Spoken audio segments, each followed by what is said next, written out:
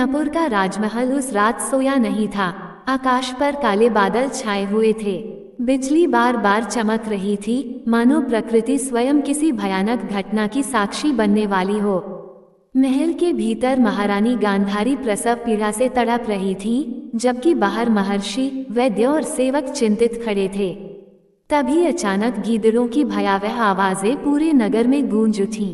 कौए महल की छतों पर मंडराने लगे, कुत्ते बिना कारण रोने लगे और तेज आंधी ने दीपकों की लौ बुझा दी।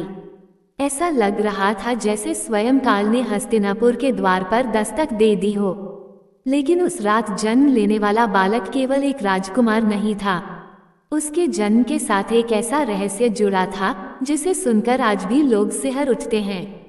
क्या दुर्योधन केवल एक महत्वाकांक्षी राजकुमार था, या उसके जन्म के पीछे ऐसा अंधकार छिपा था जिसकी पूरी चर्चा स्वयं महाभारत में भी विस्तार से नहीं मिलती? इस रहस्य को समझने के लिए हमें समय की धारा को पीछे मुड़ना होगा। हस्तिनापुर का सिंहासन संकट में था। धृतराष्ट्र जन्म से नेत्रहीन थे, इसलिए राज्य का भार पांडु पर आया। लेकिन भाग्य ने ऐसा खेल खेला कि पांडु वन चले गए और वहीं उन्हें 5 पुत्र प्राप्त हुए। इधर गांधारी, जिन्होंने अपने पति के दुख को अपना मानकर स्वयं भी जीवन भर आंखों पर पट्टी बांध ली थी, एक ही इच्छा रखती थीं, वे सबसे पहले पुत्र को जन्म दें ताकि वही हस्तिनापुर का युवराज बने।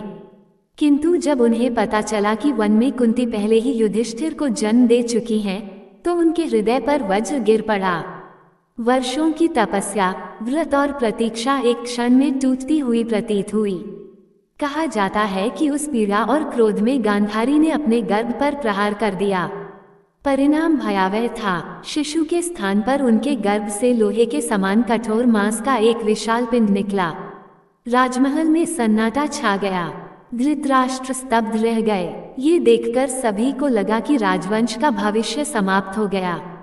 उसी समय महर्षि व्यास वहां पहुंचे। उन्होंने उस मांसपिंड को देखा और शांत स्वर में कहा कि अभी सब कुछ समाप्त नहीं हुआ है। उनके निर्देश पर उस पिंड के 101 भाग किए गए और प्रत्येक भाग को घी से भरे अलग अलग कलशों में सुरक्षित रखा गया। समय आने पर उन्हीं कलशों से 100 पुत्र और एक पुत्री का जन्म हुआ।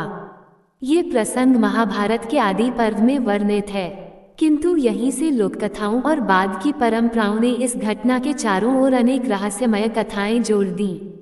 कुछ कथाओं में कहा गया कि उस समय पृथ्वी पर अधर्म का भार बढ़ चुका था और अनेक असुर शक्तियां मनुष्यों के रूप में जन्म ले रही थीं।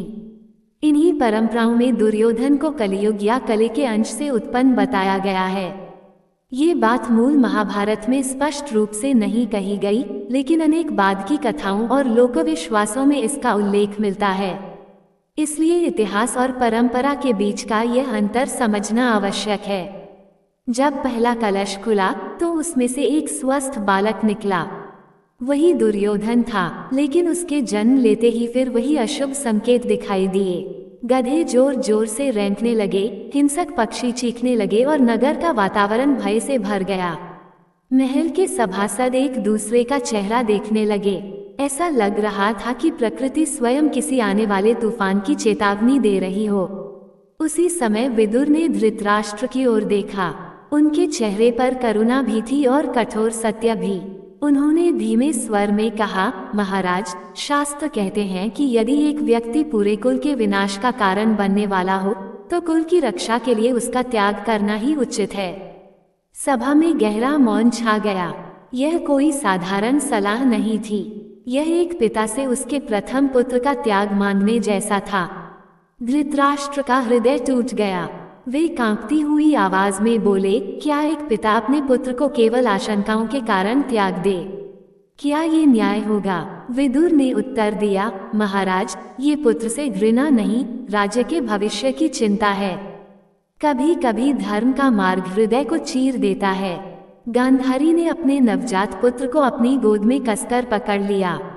उनकी आंखों पर पट्टी थी, पर मां का हृदय सब देख रहा था। उन्होंने दृढ़ स्वर में कहा, यह मेरा पुत्र है। मैं इसे किसी भी स्थिति में नहीं छोड़ूंगी। यदि इसका भाग्य अंधकार में भी है तो मैं अपने प्रेम से उसका भविष्य बदल दूंगी। महर्षि व्यास शांत थे। उन्होंने किसी को बाध्य नहीं किया। मानो वे जानते हों कि समय का चक्र अपने मार्ग पर चल चुका है। मनुष्य को संकेत दिए जा सकते हैं, पर उसके निर्णय वही स्वयं करता है। यही महाभारत का सबसे गहरा सत्य है। भाग्य चेतावनी देता है, लेकिन निर्णय मनुष्य के हाथ में रहता है। वर्ष बीतते गए, दुर्योधन बड़ा हुआ। वह पराक्रमी था, गदायुद्ध में अद्वितीय था, अपने मित्रों के प्रति अत्यंत निष्ठावान भी था। कर्ण के प्रति उसका सम्मान और मित्रता आज भी उदाहरण मानी जाती है। लेकिन उसके भीतर ईर्ष्या का एक छोटा सा बीज भी पल रहा था। वो हर बार पांडवों की सफलता को अपनी हार समझता। यही बीज धीरे धीरे एक विशाल वृक्ष बन गया। यदि उसके भीतर के इस विष को समय रहते रोका जाता, तो शायद इतिहास कुछ और होता। महाभारत हमें यह नहीं सिखाता कि दुर्योधन जन्म से ही पुनर्तः दुष्ट था। उसके भीतर गुण भी थे और दोष भी, लेकिन उसने हर मोड़ पर ऐसे निर्णय लिए जिन्होंने उसके दोषों को और प्रबल कर दिया। यही कारण है कि श्री कृष्ण बार बार उसे समझाते रहे, संधि का प्रस्ताव देते रहे, केवल 5 गांव देने की बात करते रहे। पर दुर्योधन ने कहा, सुई की नोक के बराबर भूमि भी नहीं दूंगा। उसी क्षण उसके जीवन की दिशा निश्चित हो गई। युद्ध समाप्त होने के बाद जब पूरा कुरुवंश विनष्ट हो चुका था, तब गांधारी के हृदय में केवल एक प्रश्न बचा था। क्या ये सब उसी दिन तय हो गया था जब अशुभ संकेतों के बीच दुर्योधन का जन्म हुआ था? क्या वह अपने पुत्र को बचा सकती थी? श्री कृष्ण ने उन्हें समझाया कि कोई भी मनुष्य केवल जन्म से महान या दुष्ट नहीं बनता। जन्म परिस्थितियां देता है, लेकिन कर्म चरित्र बनाते हैं। यदि चेतावनियों को समझ लिया जाए और अहंकार पर विजय पाली जाए, तो भाग्य की दिशा भी बदल सकती है। गांधारी के नेत्रों पर पट्टी थी, लेकिन उस दिन उनके अंतर्मन की आंखें खुल रही थीं। उन्हें अपने पुत्र से प्रेम था, पर अब वे ये भी समझ रही थीं कि प्रेम और अंधा मोह अलग अलग बातें हैं। जिस दिन माता पिता अपने बच्चों के दोषों को प्रेम के नाम पर छिपाने लगते हैं, उसी दिन विनाश का पहला कदम उठ जाता है। उनका क्रोध धीरे धीरे पश्चाताप में बदल गया। उन्होंने अपने पुत्र को दोष देने से पहले स्वयं को भी परखा। यही आत्मचिंतन उन्हें महान बनाता है। दुर्योधन के जन्म का सबसे बड़ा रहस्य किसी दैत्य, किसी श्राप या किसी अदृश्य शक्ति में नहीं छिपा था। सबसे बड़ा रहस्य ये था कि प्रकृति ने समय रहते अनेक संकेत दिए, ऋषियों ने चेतावनी दी, विदुर ने धर्म का मार्ग बताया, श्री कृष्ण ने अंतिम क्षण तक शांति का प्रयास किया। लेकिन जब मनुष्य का अहंकार उसके विवेक पर विजय पा लेता है, तब सबसे बड़ा विनाश भी निश्चित हो जाता है। यही संदेश महाभारत बार बार दोहराता है। आज हमारे जीवन में भी दुर्योधन बाहर नहीं, भीतर जन्म लेता है।